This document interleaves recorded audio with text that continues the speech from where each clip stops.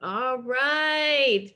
Yay. Welcome, everybody. I'm so excited to invite you to join us to the Artful Leaders interview series today. I'm super excited about our guest. This is one of the gifts of the pandemic is meeting amazing people online that I wouldn't necessarily ever have an opportunity to meet because we're on other sides of the country. And so I'm super excited today to introduce you to Kit Jenkins of Raw Artworks in Lynn, Massachusetts. It's a powerful creative youth development organization, and they are celebrating 33 years of Woo-hoo. service. 33. Woo, Uh-huh. Uh-huh. 33. Raise them up, raise them up. So Kit, I'm so excited to meet you and excited to have you. Will you just tell us a little bit about you and it's hard to condense this in a short answer, but like sounds like you've had such a journey with this work, 33 years with this organization and being a founder. Tell us a little bit about that. Oh, sure. First of all, thank you for inviting me from all the way over there on that other side of the world. Really pleased and honored to be welcome to your series, Rachelle. Thank you. Um, yeah, it was in 1982 that I had the great opportunity to study dance in August in Senegal. And I was an undergrad, and in our small little study group, I met this woman, this older woman. We called her Mama Sarah. She was like a mama figure for about a dozen of us. And she was an art therapist. I had never heard of an art therapist. I'd gone to Senegal as I was studying dance, but I was so intrigued by seeing how she worked with the young people, with the community as a whole, um, just tapping into the art in Senegal of the visual art and the dance and the drumming, and as also a way of bringing attention to particular needs of children. Her focus was on children, and it really enchanted me. And much as I was so interested in studying dance, it really meeting Sarah and seeing what she did with kids, with small groups of kids, and with individual kids, it so inspired me that I beat a quick path to, at that point, Leslie College, and I was inspired to start to study arts therapy. I was fortunate enough to meet at a state hospital. In our area anyway, state hospitals, these sort of not very progressive environments. I find amongst everything that goes on in those many walls and behind those many locked doors, sometimes the most innovative and ambitious and passionate people doing the work with the people. Yeah. And I had the good fortune to meet Mary Flannery. She was my supervisor, and another beloved colleague, Bo Deal. At the time, they were doing art therapy on the units at Danvers State Hospital. And much as we loved that work, working with patients in a state hospital who are dealing with serious mental health, major mental illness. There's you can go so far with those people. Yeah. And Mary had started working with one afternoon a week. Started to work with kids in a detention facility and youth lockup. And she had been doing that work for a few years.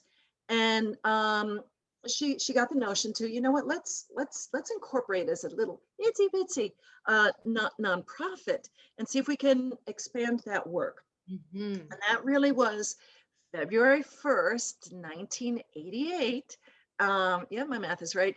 33 years later, or 33 years ago, Raw was incorporated. It was Mary and Bo, who I mentioned, and then myself and another colleague and friend, Cece, started doing the work with young people.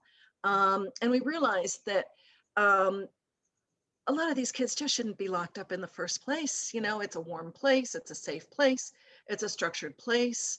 Let's not have this be the place that they try to get back into.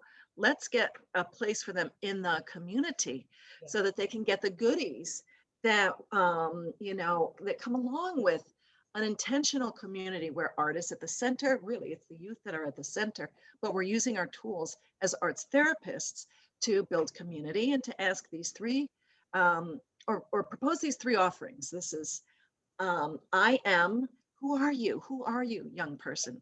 What do you care about? What are your concerns? What are your dreams? The whole I am that's unlocked in art therapy. Yeah. I create, obviously, it's making a mark in the world. It's agency. It's showing that you are here by making you know, by making yourself and your statements visible to others, and we connect. So I create, and we connect, and Mm. that's all of the beauty of being part of a whole, Yeah. and oneself becoming whole by being a part of. And that was when we landed in the city of Lynn, which is an industrial city 12 miles north of Boston. We continued the work in the lockups with boys and girls, but really where we saw the driving question for us has always been, how do we have greater impact? So sort of that first, stepping stone on the next stepping stone on the journey was like, let's move from just working with incarcerated youth to working with kids in the community. Hopefully, be a preventative and a proactive and a protective factor Yeah. for these kids before they get making poor choices. And really, Rachelle, from that time when we started, which was also actually February 1st, 1994, to now, it has been one after another opportunity where we're asking, how do we have greater impact? Mhm. And the last piece of that I'll say is what I see us doing is I sort of see the three-legged stool. First leg always is, well, what do the kids need? What is the need? And how do we meet that need through the arts? The second leg of the stool being, what are the passions and the skills of our staff? Right. Mhm. So Jason, when he was just a student, a grad student doing his internship, he really had this vision of wanting to do an all boys group as a male, talking about through the arts issues of becoming a young man. Yeah. So Jason started that work in he graduated in 97. That work is ongoing, unstopped, continuously. Jason leading that group 23, 24 years. And the third leg of the stool is, what are the resources in the community? So just by pure coincidence, happenstance, Jason happened to cross paths with a young filmmaker. And she was sort of going in this direction. Jason said, wait a minute, why don't you go in this direction? Like, he was actually doing another gig, and goes, when I get off, I want you to see Raw Artworks. And what started off as her decision to Joanna Lipper to make some films about youth in struggle, turned out, for one thing, leads to another, to her actually giving us seed funding to create our own digital film school. So the needs of the kids, the passions and the skills of the staff, and the opportunities. And of course, you can't say yes to every opportunity, but I would say that is how this entity of RAW has grown, driven by ever more impact for kids, to now it's where we're at now. We own our building. We're in the heart of downtown Lynn. We have 4 art studios, a whole digital film school. We have the rad print shop with a letterpress shop, and we work with hundreds of youth. Wow. That is so cool. That was a fast trip. That was, but I can see how it just, goes from there to there. So that is super exciting. So many of the folks that watch this little series are creative youth development practitioners and leaders. And, obviously the burning question that's been on everybody's mind is like, how do we stay relevant? How do we keep doing this work in a pandemic, virtually, because this youth development work is so relationship based. And it's so, and so for so many of these organizations that they've really been struggling with that. And so I'm super curious how your organization has responded to the challenge of the pandemic. Yeah, well, and Rachelle, just for your audience, as I had mentioned to you, It's we're turkey adaptive in pandemic time, okay? So I am literally in the process of putting a turkey in the oven for my children who were very disappointed that we didn't get a big snowstorm. So I can, I can talk, walk, and chew gum at the same time. It's Yeah, just a we're very adaptive here. tiny little moment here, and then I'm back to my table. But yeah, not only are we relationship based, right? I mean, that's it. That is, you say that, and I remember when I had literally my first day at, now that one, I do have to, one little adjustment here. I want the top of the turkey crunching up against the top of the oven, right? It's funny that the first day that I was at my internship at Danvers State Hospital, I asked my supervisor, Mary, right? We've got a whole year to do this internship, and I'm gonna learn as much as I can. But if it's possible for you to just like boil it down to one word, like what's the point of this whole thing that we're doing as arts therapists? And then I promise I'll stay engaged for the rest of the year. It was relationship. So absolutely. I mean, that's the center pole of the whole thing. And for us, it's relationship. It's intimate. It's meeting with groups. We do all group work in a circle. It's very tangible, and we're fortunate enough to have raised the money to buy our own building. So it's this relationship thing that happens for us in a place, in a very particular place. And our art therapists take such pride and at creating beauty in the space and creating comfort and creating a sense of this place. We thought of you kiddos before you came in the door, and now the table is set for you. Yeah. So that's very different when you have to move to, as I'm sure most all have done, move to a screen mediated online virtual presence. And it took us a little while to figure that out. Yeah.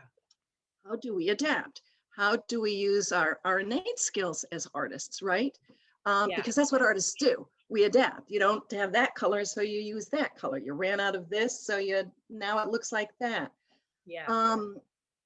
I'll tell you, Allie, in those first weeks, in March and early April, Allie had one of her kids. She's English language learner, and she neither had a computer nor connectivity. Wow. So Allie had her on the phone though, and the girl was saying, I'm so disappointed because I've been working so hard in my English skills. And she said, I had just started reading Harry Potter at school. This was like a freshman in high school. Yeah. Allie manifested in 24 hours because of her network.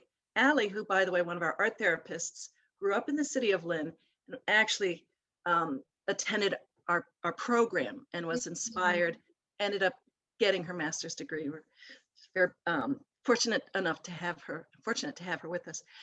She got the 7 books in the series of Harry Potter, brought them over to the girls' home, put them on the porch, and said, whenever you want to maybe read together or talk about the story, let's do that.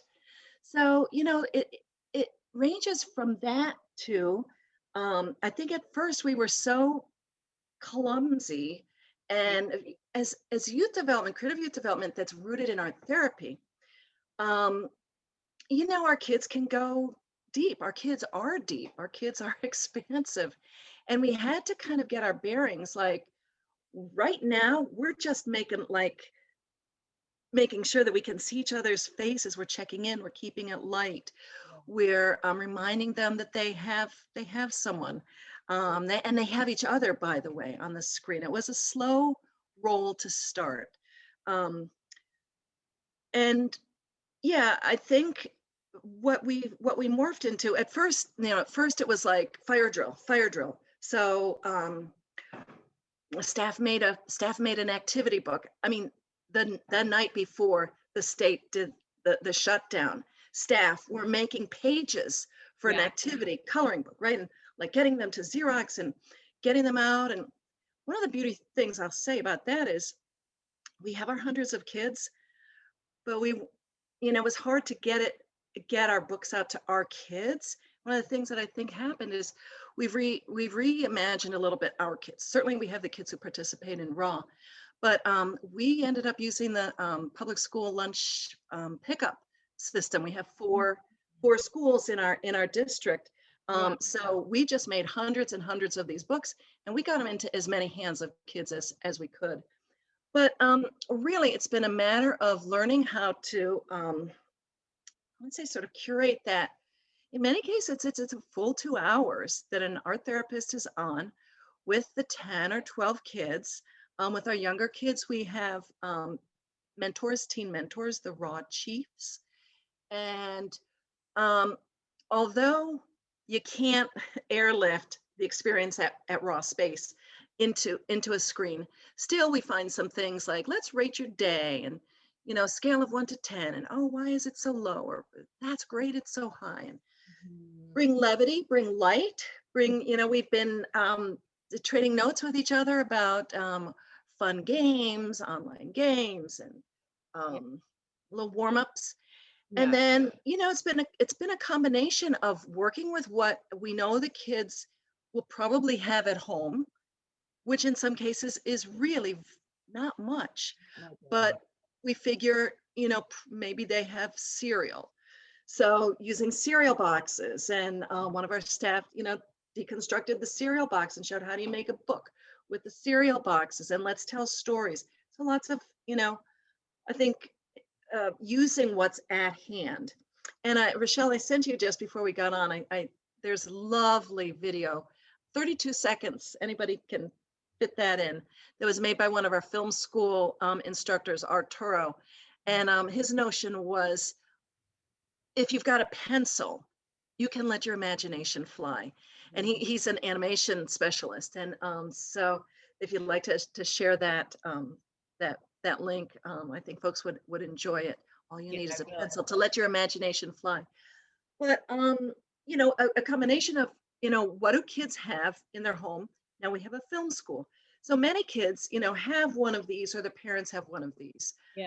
So how can we really boil it down to the basics, to real simple, composition and taking pictures, and, what's in your home. Many of our kids, like their parents, really didn't literally not want them to go out of the home, especially it's New England. So in March, April, and it was a real cruddy spring, a real wet spring. So just taking the opportunity to look closely at what is really right around you, our film school. And then we did have some supporters who were very concrete and said, okay, here's $10,000. Go buy the art materials and get them into the hands of kids. And that happened, our supporters, both individuals and institutional, have been super rock stars through this. How can we help? So making take-home kits. I have one of these. I want to share a little quote from one of our kiddos. So this is from, I think it's Isaiah. He wrote a note. So we've got kids thinking about writing and pen pals. So he writes a note to Bruce, and he says, thanks for all the fun. He's maybe 9. Thanks for all the fun assignments you've sent me. The castle came out really great that we put it in the living room. I miss Raw and everyone else. I'm glad we started Zoom. I hope you like my SpongeBob art. So this wasn't a letter. It was a piece of construction paper folded over, a big SpongeBob on front. He goes, thanks for checking in on me. It means a lot that someone cares about me. Love, Isaiah. So, I think not one size fits all. Yeah. Bruce rolls it out differently than Jason, who rolls it out differently than Laura. Um, Lots of times until like things started to peak again, but much worse this fall. Staff members were delivering groups. Um, I should say we stayed remote. We stayed remote through the summer. And then in the fall, because my priority as executive director is to keep everybody safe. Yeah. We invested a lot of money in plexiglass and PPE and so forth and so on. And I gave staff the opportunity to choose. Do you want to do full in person, some hybrid, or full remote? So that was working with every staff member individually as to their comfort level. Yeah. Some staff did, remote, but from the studio. So the kiddos could see the studio behind. Yeah. Yeah. Um, so like film school decided we're gonna have the kids online, on location in person, filming once a month. Mhm. Allie had all her groups face to face. Everybody has to have their own art kit, even in the studios, right? Yeah. Yeah. Yeah. So it sounds like just a lot of case by case and using what's available, getting creative with that, and kind of feeling into the comfort level and what's available to the different folks. Um, Yeah, and I would say one other piece about that, of what's available, also not having to look very far to see what is the need. So, like we mhm. distributed those coloring books, we made some other collaborations with other local nonprofits. So we partnered with a hygiene security organization called Hope and Comfort. And so we teamed up with them. And I think we did, I don't know what, Rachelle, it was hundreds and hundreds and hundreds and well over 1,000 hygiene kits that Yeah. our volunteers, including my two children, put together. And we got those out to other organizations who could use them. One of our groups did sort of a mural installation across the street in the fall. Take what you need, and we clipped all the hygiene kits to the fence, and just and there's such a sense, again, that word of agency of Mhm. our kids, our middle school kids, um, the younger ones who are volunteering, they're making impact in the world when you feel like we are being faced and we're being flattened in some cases by something where there's no control. So how can we, with our art, with beauty, with collaboration, how can we reach out to others who are going through this? We started a family fund. We had some contributions. So sometimes it's just really basic, right? And we're not a basic needs organization, but we put it out to our families. All they have to do is ask. And I think gift cards from 100 or from $50 to $150. We had um, we had 77 requests, no questions asked.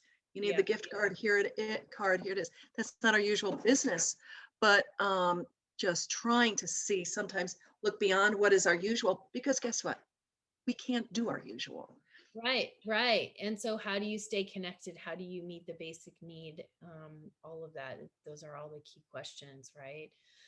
Yeah. And something that I am that may this might be a tiny bit of a jump back to Yes. how your organization is structured. Something that I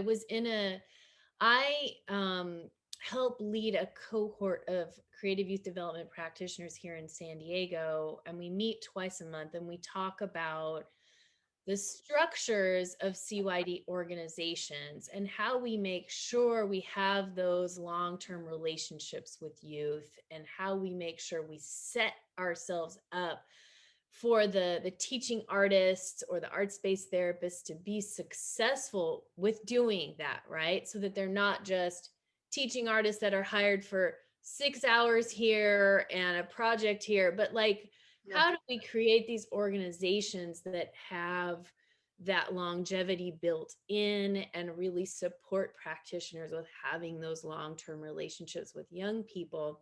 And so I'm really curious for you all at Raw. It sounds like you're really rooted in arts-based therapy and that your practitioners are coming from that training. So I was curious if you could just share a little bit about that, because I know that's a little different from some other creative youth development organizations. So I'll start, and please give me, point me in directions. Yeah. It's interesting. We started offsite working with teenagers. We came, when we realized we should be in the community for these teens who need to belong somewhere. And so we started working with kids who were in an alternative high school. And probably over a period of about 4 years, we realized, gosh, if the driving question is how do we have greater impact? Yeah. Gosh, if we could work with those kids before they get to high school, like if we could grab some kids in middle school, wouldn't that be It makes cool? all the difference. It makes all Yes, the difference. Mhm. right? Yeah. So we made connected a couple dots with one of our public schools in the city of Lynn, and started working with some middle schoolers. We have a van. It's not a jalopy, but we lovingly call it a jalopy sometimes. But the one we have now is pretty nice. But the other one, like our first one, was like really jalopy, and we painted it so you covered up the jalopy parts. We'd go sometimes to pick up our middle schoolers, and like their little younger siblings were there, trying to look all big and like wearing big clothes, which only made them look smaller. Like, I'm almost in middle school. Like, dude, you're in second grade. I can tell. And but it's like, okay, so wait a minute. Maybe if our theory is like, if we get them in middle school, what if we get them younger? And it actually took, so we started working with some, sort of patchwork of some littles and some middles and always our teens. And it actually took a consultant, wonderful, fabulous guy here in Boston, Kim Comart, who said, if we didn't see this, he said, with very little effort, you could actually line these up, beads on a string, and create a continuum of service Mhm. so that the kids can actually flow through intentionally. And that's not to say, Rachelle, that every kid who starts in third grade is, at the celebration of seniors. Right, right.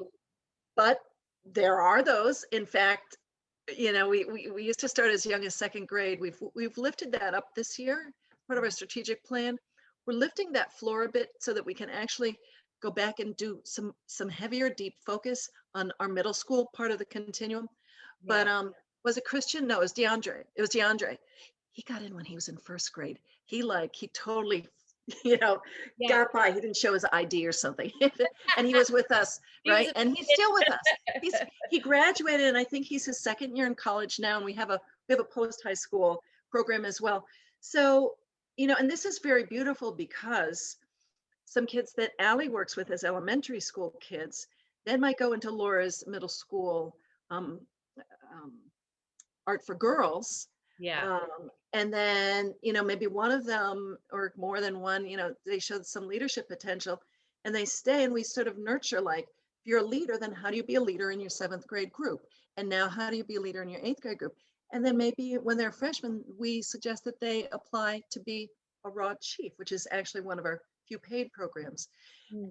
And so I think there's gratification for staff because I don't want to say it's like a family model, but you have staff that sort of, that kid who's now working with Jason and Raw Chiefs had worked with Laura, who before that had worked with Allie, and there is this continuity that is, I think it's very fulfilling for staff. I'll speak for myself. I don't do groups anymore, except when I get to sub in, which I always Yeah. appreciate, every blue moon.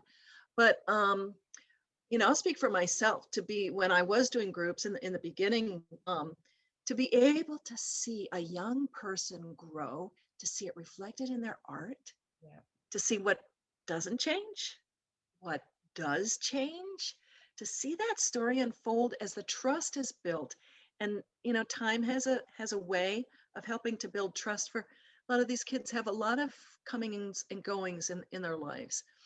And so the privilege that we have to create that continuum, which is not to say, by the way, that we don't drop in from time to time, Yeah. a visiting artist. That's fun too. That spices things up too. And sometimes those people just make such a good click that we bring them back year after year. Mhm. Does that answer your question?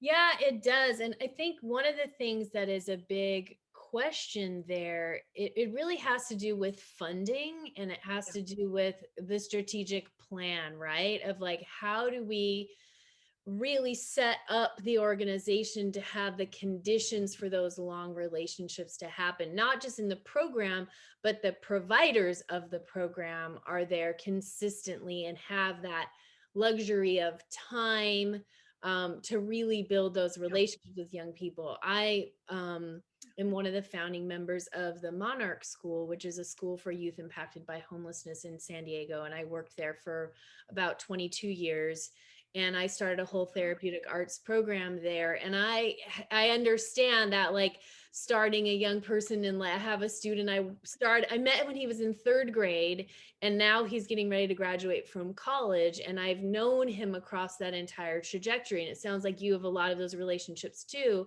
And the reason we were able to do that is because our organization said we need full-time people, or people with a substantial number of hours that are paid well, that get good training over time and get good at this, and not just like teaching artists who, oh, teach a class for 6 weeks and then teach another class, or then, you know what I mean? But like people And who, you're gigging elsewhere, and you've got that one on the weekends, and you've got that one, right, after you leave the organization because you do some night work.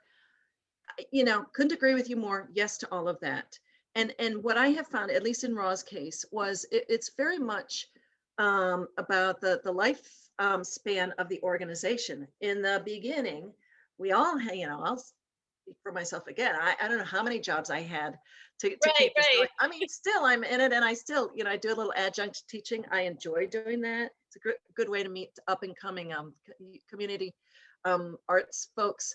Yeah. But no, that was definitely something that we landed on early. Now that you mentioned that, when I said to Mary, like, well, what's that all about? It's about relationship.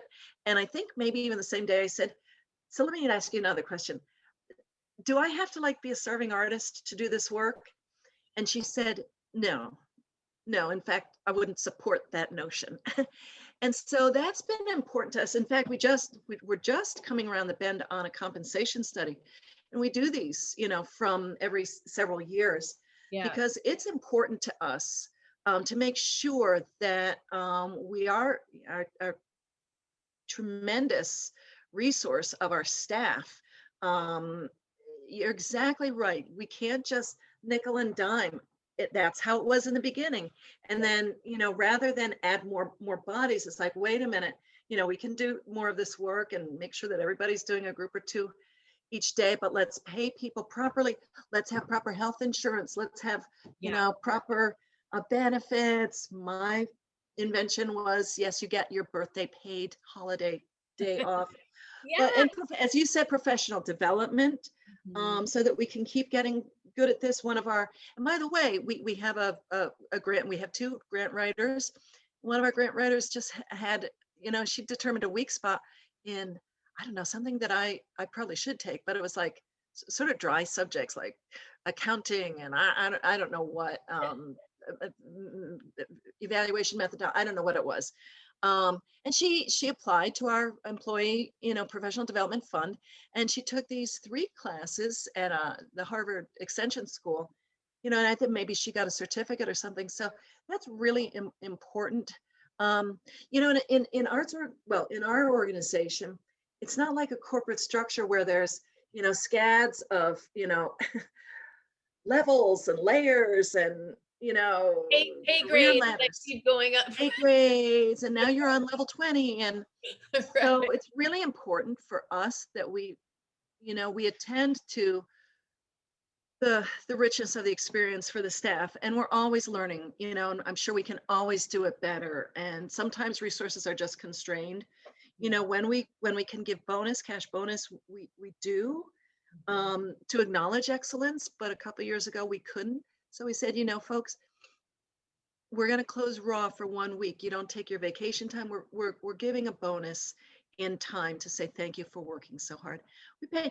One of the things that we do, and we're doing it now on screen, we have done this, I'm going to say, since 1995, we break bread together.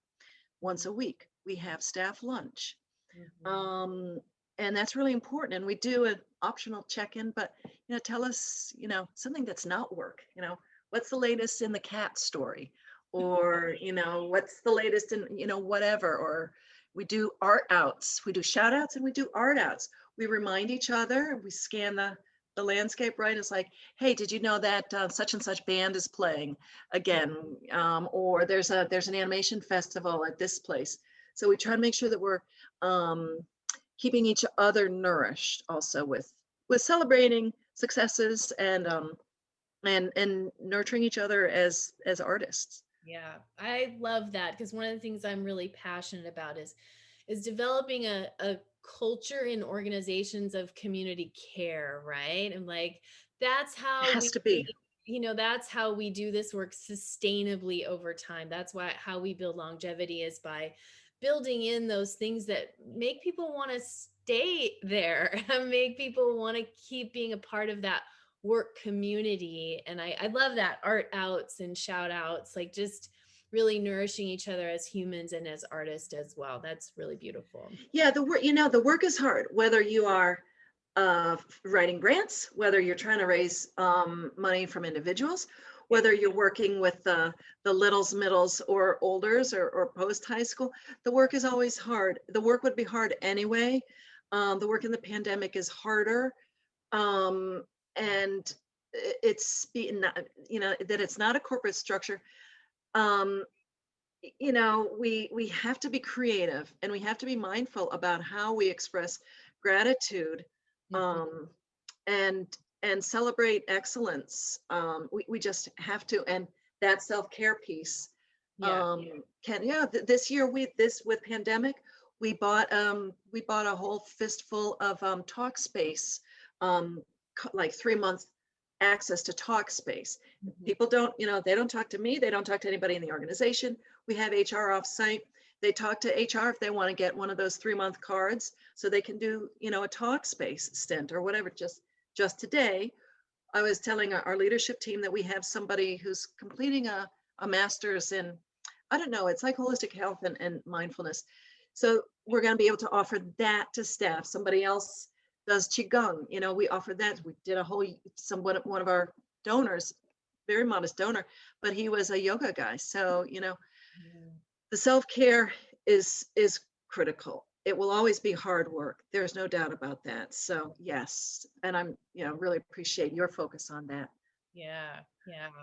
Well, I feel like we could just talk forever. You're so, Thanks. yeah, I feel like we have a lot of similar experiences and similar passions, and I would love to come and visit sometime. Oh, you're welcome. Yeah, when you get over here on this side, sure. When the doors are open again, I'd love to come and visit. Yeah, and But that goes to your listeners or the watchers or your audience, I should say. When our doors are open, we have a ground floor gallery right now. It has like over 200 pieces of youth art in it. We always have a block party. We and we're really, one of the key things we're focusing on right now and in the near and not as near term is how do we deepen community engagement? That's one of the core pieces of the strat plan. How do we get more raw in the community and more community in raw? So, to both help, listen to the stories and hold the grief and be there for the trauma that our city and our world has experienced, and to celebrate with yeah, each other, and keeping the arts in the center of that. That's really something that we're very excited to. Yes, starting it online. We started a virtual art gallery on our website. It's showing more like social justice artwork, but that's our next. We have to help uh, help bring the joy and the energy back into our community, while at the same time being there as arts therapists to hear the stories of what has been so hard. yeah, yeah, yeah. So important. So important. Um, any last words that you have for these sort of newer CYD orgs or practitioners who are kind of plugging away and wanting to have that kind of sustainability? Any just last tips you might have for them as they move through this crazy time? Yeah, it is all about relationship. Those supporters, whether they're individuals, welcome them to be making change in the world because it's going to change them as people, Mm, and welcome them into the mission. I don't like the false dichotomy of us and them, those donors over there, and mm, bring people close. And I think related is don't do it alone. So you have talked about a couple of communities. I couldn't have done this alone. Mary couldn't have done it alone. Kit and Mary worked together. Kit and Mary couldn't do it alone. We had to bring Jason and Kata, and so don't do it alone, and be inspired by each other. Like, listen deeply and see what it is. And I would say that three-legged stool of what is the need according to your mission? What is the need? You don't want to just come in with your wonderful ideas, wonderful as they may be, if they don't sync to the need. right, What are right. the skills and the passions of yourself? And if you're doing that with somebody else, that can really bring that verve. And yeah, scan the horizon. You cannot say yes to everything, but what are some of those opportunities and resources that yeah, might take you in a direction that you hadn't even thought of? We do a lot of piloting. So try something. Then I have to stick with it forever. Try something. Yeah, yeah, yeah. I love that. And I want to invite anybody who's watching this to, I have a Facebook group that is created for practitioners that are kind of surviving this crazy time, and it's the Empowered Educator Community. And I'll put a link below this video. So it's a place where artists, educators, CYD leaders, practitioners all kind of come together, and we have events, and we have all kinds of spaces to interact with people. And because Right. it's so important to stay in community and share resources and learn from each other during this time. So come join our group. And if you want to know more about raw, where do you want to send people if they want to learn more about what you're doing? Raw Art Works, RAWART Works, rawartworks.org. That's our website. We have Instagram as well. You can click in. We've got Facebook as well. And certainly one of the silver linings with pandemic has been we have really cranked up our communications. Sign up for the newsletter. Mm, Of course, we ask for money, but maybe once or twice a year. But no, go into the website. Go look at the art galleries. Go check out we have the whole portal to the Vimeo. Check out the films. Be inspired. Yeah. yeah, yeah. I think, and folks, I did a cursory view of the website and I got so inspired just looking at a few things. So Yay. definitely. Yeah, and you're just such a wonderful example of what an organization like this can look like over time and become, and it's so exciting. Thank you so much for your Oh, time. thank you. Yeah. Joy. Just that thing that you just said, it does take time. So when you go Yeah, to the website, it does take time. It is a marathon. It's not a sprint. It takes time. yeah, So the patience, and honoring time that it takes, but over time, what folks that are watching this are going to build. yeah, It's going to be, yeah, all kinds of different beauty. So yeah, thank yeah, you again, Rochelle. Thanks for inviting me. yeah. Really appreciate it. And I'll go take a look at my turkey now. Sounds good. Enjoy your turkey tonight. And if you think of somebody else I should be talking to, feel free to send Right. me an email, because I'm having so much fun meeting people and sharing this beautiful work with the community. We'll happily do that. Okay. All Take right. care. Take Thanks. care. Bye. Bye. Thank you so much. That was Bye, wonderful. Rochelle. Bye-bye.